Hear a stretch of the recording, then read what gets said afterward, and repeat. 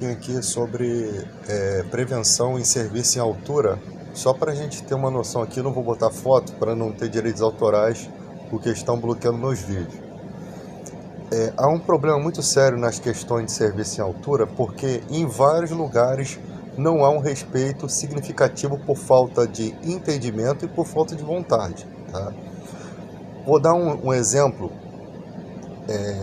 Mesmo com toda a ancoragem, com cinto, com talabarte, com trava-queda, com linha de vida, ainda assim, se a pessoa não tiver acompanhada no serviço, corre o risco dela morrer. Porque se essa pessoa leva uma descarga elétrica, ou sofre uma parada cardiorrespiratória, ou qualquer outra coisa que venha fazer ela ficar sem consciência, né? A escada sai das pernas dela, ela não consegue se manter numa escada, ou um andaime se desmancha. Se essa pessoa ficar suspensa, ela pode morrer da síndrome de suspensão inerte, que é quando o cinto prende as circulações do corpo, né? As articulações, e não passa sangue, e a pessoa acaba vindo a óbito. Ou seja, ela está toda equipada, mas faltou alguém para estar ali observando o serviço que ela está fazendo. Então, isso é gravíssimo, porque não adianta só se ter uma estrutura, não adianta só se ter o equipamento, tem que ter alguém de fora observando o serviço, para que quando esse serviço for concluído, saber que a pessoa desceu em condições normais, né, da forma que subiu. E isso, quando se tem ancoragem, já é um risco, tá? A pessoa está lá na escada, foge o pé da escada, a pessoa está presa no colete e ela não consegue, ela tem que ficar se movendo para tentar afrouxar o colete, né? Existe até uns equipamentos que você consegue inverter e tem um apoio de pé para a pessoa poder afrouxar a circulação. Mas se não tiver ninguém, se a pessoa faz um trabalho desse à noite, sozinho, num lugar, ela vai ficar a noite toda ali naquele sofrimento para poder manter a articulação. Então é uma coisa que as pessoas não levam em conta isso, né? Nós, bombeiros civis, temos um problema muito sério, porque às vezes os empresários não entendem que eles precisam de ter. Você não é um bombeiro civil exclusivo para fazer esse tipo de acompanhamento. O bombeiro civil, ele tem que dar conta de todo um prédio, de toda uma instituição que ele trabalha. Então ele não pode ser exclusivo para uma coisa, porque ele tem outras emergências, ele tem que estar circulando. Então, quando vai fazer um serviço desse, deveria se contratar um intermitente ou um bombeiro civil para poder estar acompanhando serviços de solda oxacetilênica, que é aquela que engole chama, né? O cilindro é de alta pressão. Então, tem que ter o acompanhamento ali de um profissional para poder dar o suporte, né? O suporte no momento que tiver um perigo, tá? Então, esses profissionais, esses bombeiros civis, quando você não tem um técnico de segurança do trabalho no local, né, que quase não se tem nas edificações, nos lugares, né, geralmente tem mais em canteiro de obra, em algumas empresas, algumas indústrias, mas no comum não se tem um técnico de segurança do trabalho. Vou dar um exemplo. Um tempo atrás, no supermercado, numa dessas redes de açaí, tinha aquelas escadas que ela tem até uma lateral para a pessoa estar ali trabalhando. Eu acho até que ela tinha que ter uma portinha e ser da altura da pessoa, para a pessoa poder estar ali em segurança, né? Mas mesmo assim, a pessoa não pode ficar solta numa escada daquela de mais de 3 metros de altura. Acima de 2 metros já constitui um serviço em altura. Então, o que aconteceu ali? Aquela pessoa, acho que era uma mulher que estava fazendo o serviço, colocando lá as coisas na prateleira, a repositora, e vem o cara com uma paleteira. Distraidamente, quando ele passa, ele bate naquela escada e a mulher ela é lançada lá daquela altura até o chão.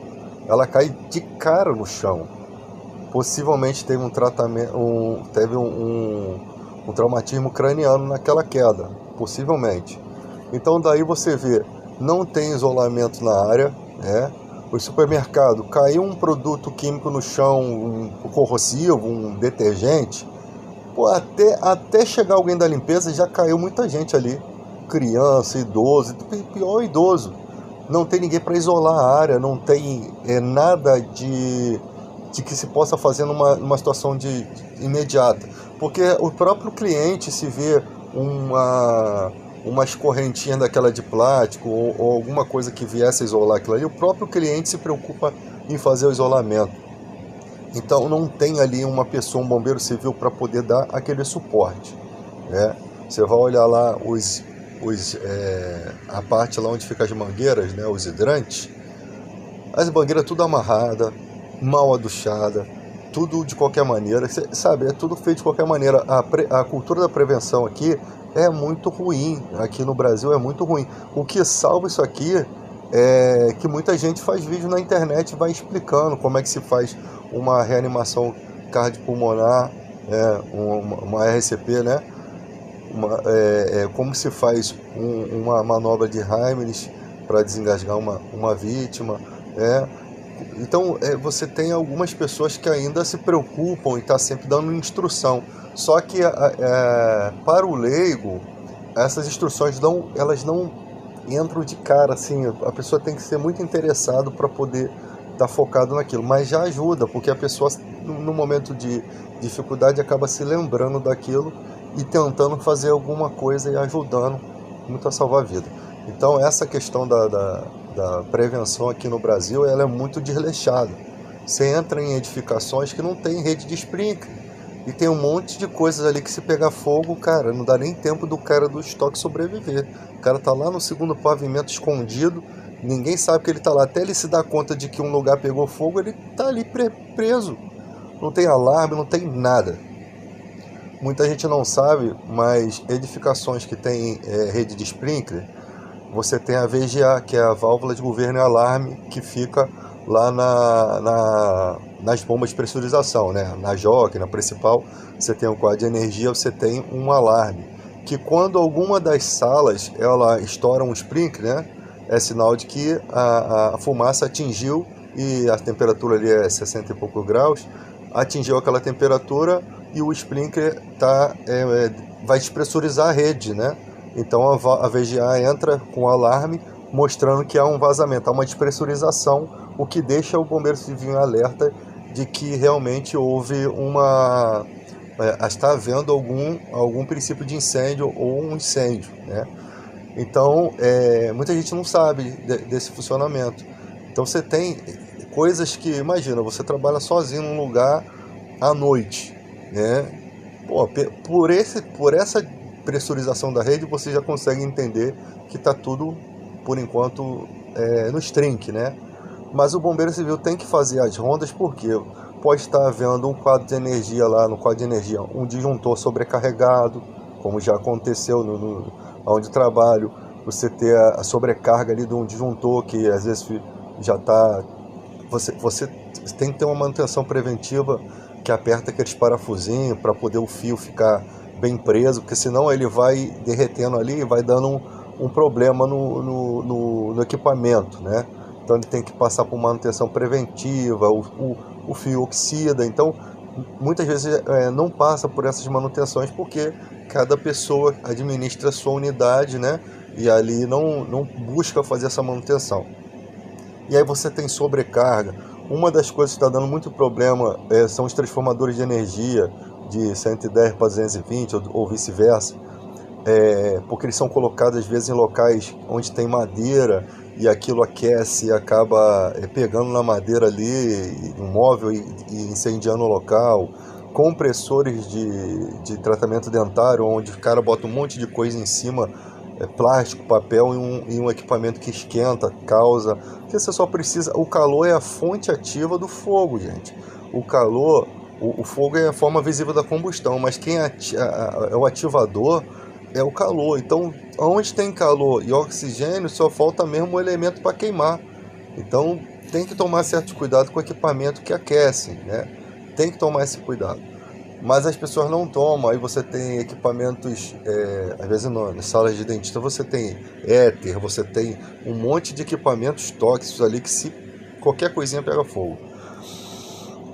Uma outra coisa também que dá muito problema é a pessoa esquecer chapinha de cabelo, cafeteira elétrica. A gente tem muito produto de qualidade ruim, Shopee, né? produtos que não têm selo do Inmetro, produtos que não... você tem carregadores de celular pirateado, você tem celulares piratas, né? O risco ali da bateria de lítio sofrer uma sobrecarga. O lítio ele tem combustão espontânea. Qualquer sobrecarga ele vai tacar fogo no lugar, né? A bateria estourar já era. Aí você tem carregadores pirata, você tem Benjamin de qualidade ruim, você tem pessoas que pegam ali numa rede que ela não é 20 ampere, o cara bota um secador de cabelo ali, a mulher bota um secador de cabelo ali numa rede que não é de 20 ampere, derrete tudo por dentro, né? Isso é uma série de coisas, cara, que a gente precisa estar atento para poder prevenir os acidentes, né? Para poder prevenir. Uma outra coisa que dá muito problema são essas portas magnéticas, né? Porque às vezes fazem reparo naquilo, quando ela tem um problema, fazem um reparo de qualquer maneira, ela depois sobrecarrega um disjuntor, acaba trazendo um incêndio no quadro de energia, né? Você tem uma série de problemas, quadros de energia em locais muito pequenos, aquele distribuidor de energia, né? de um lugar num local muito espaço confinado. Você tem um sério problema quando acontece alguma coisa ali, né?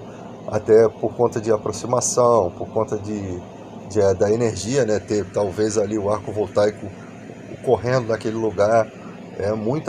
Quando se trata de muita energia, tu tem que logo pensar em arco voltaico, né? Tem que logo ter essa noção de que pode ter ali e você não conseguir nem chegar, não ter o equipamento adequado, né? A pessoa pensa que é só pegar o CO2 e ir lá e... Não, tem coisas que você tem que ter uma NR10, você tem que se preocupar. É por isso que em certos lugares se exige um entendimento de elétrica, se exige um entendimento assim, porque você não pode jogar uma pessoa para trabalhar num lugar cheio de riscos, sem ela saber, pelo menos o básico daquilo. Então sempre temos que ter cautela. Aí eu te falo, vocês não têm noção de quantos riscos, de quantos acidentes são prevenidos por dia por conta dos bombeiros civis. É muito acidente. Quando você tem um grupo de trabalho ali no WhatsApp, eu fico só reparando a quantidade de coisas que acontecem em um dia de plantão, em um dia de trabalho, que ela é prevenida. A prevenção feita em um dia, né?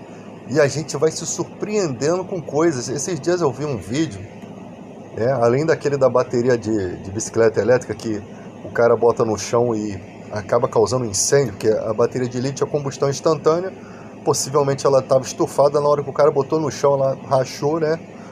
Ou ela já estava vazando e pegou fogo ali no momento ali. Isso foi no Japão.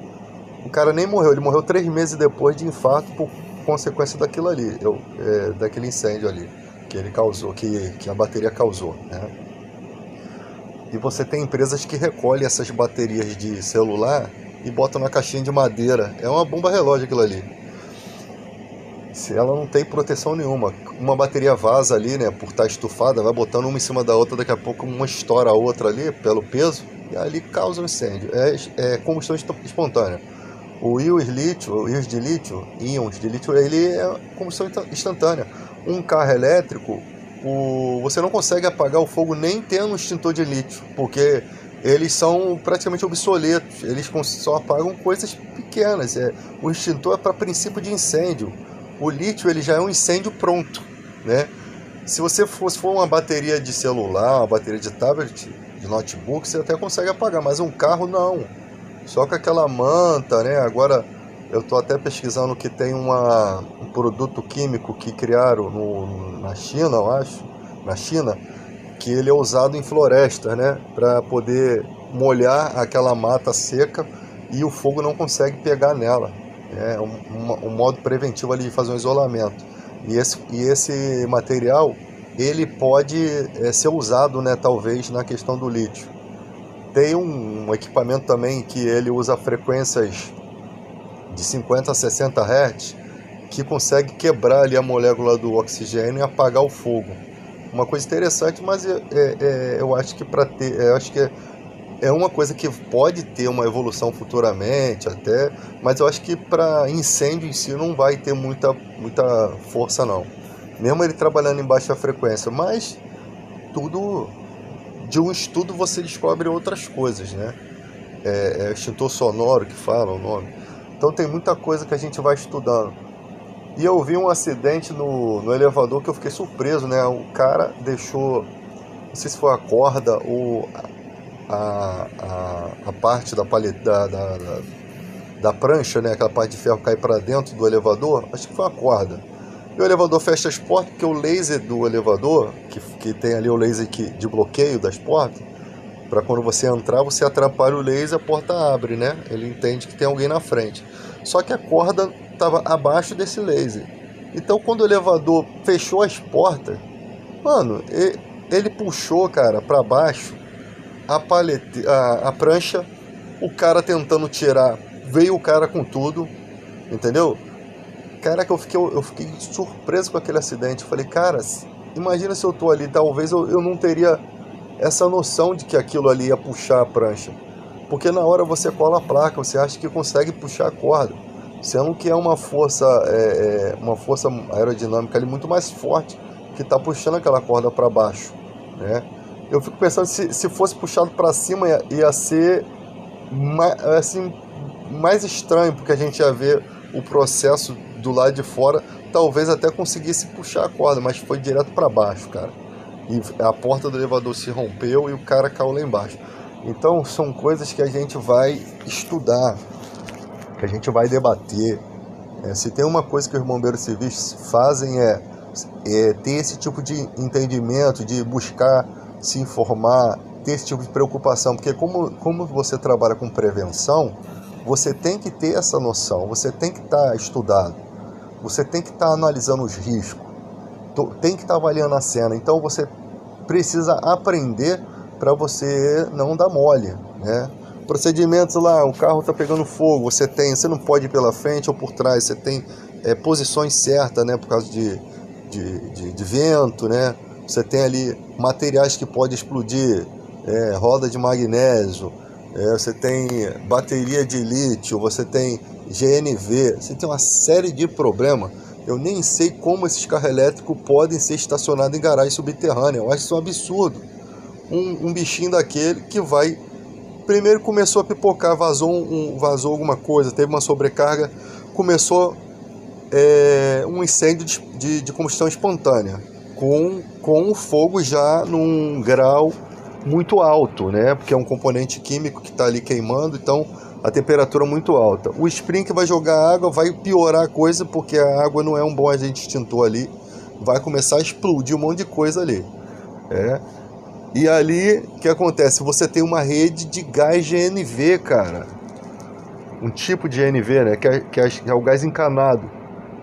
Mano, a única coisa que você vai poder fazer é correr no geral do gás lá, desligar e chamar o corpo de bombeiro. Primeiro chamar o corpo de bombeiro e pedir a Deus para que tudo dê certo, né? Porque você tem um fogo aqui saindo uma temperatura altíssima que ele não vai parar com o sprinkler.